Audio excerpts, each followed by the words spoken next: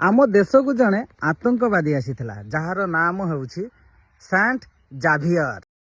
ख्रीस्टियन धर्म को बदनाम करी मिछ जालरे निजे फसी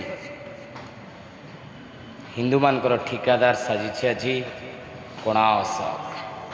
नमस्कार ओडिशा दर्शक बंधु ठीक शुणी आपने ख्रीस्टियन मानकर प्रत्येक विषय को नहीं समालोचना करी बदनाम करिबारे भरपूर ज्ञान मिल जाए आज अशोक कणा को। वास्तविक गोटाए मनुष्य ता जीवन को एक सौंदर्यपूर्ण करिबार अधिकार थाए, किंतु एठी गोटाए व्यक्ति सोशल मीडिया माध्यम निजको पागलामी सजेबारे धुरंधर। कणा अशोक जद्यपि तोर औकात अच्छी मैदान को ला सामना सामनी कर व्यक्ति विशेष रे का सहित जद्यपि शत्रुता अच्छी लड़िबा को चेष्टा कर।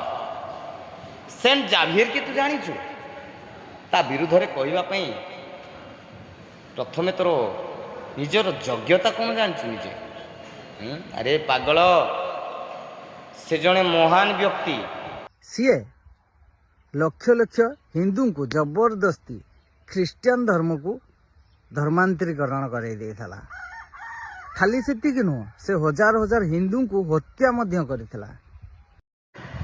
तामाने तू कहबा अर्थ हजार हजार लोक को सेंट जाभियर भारत को आसी हिंदू रो ख्रीस्टियन कला।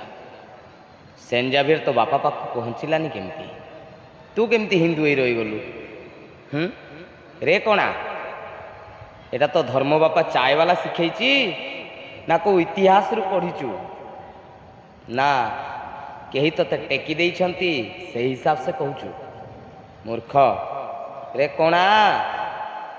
सेंट जाभियर एते भी जड़े साधारण लोक नुह जे तू जहाँ विरुद्ध रे कहि पारबु बुझिलु। आ कौन हजार हजार लोक को हत्या करदेला।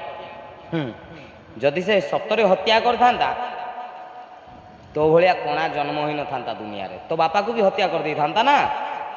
जदि सतरे हत्या कर देथिले गोटे सेतरे समस्या छिड़ी थांता। सोशल मीडिया रे आसी तू बक बक करिया पई तोर कैपेसिटी न थांता, कारण तो बपार बिहन न थांता तू जन्मी थांतु केमती। कणा अशोक कणा सुधरी जा, नले गोटे आखि फुटी आ गोटे फुटी जीव, अभिशाप पाई जीव कणा।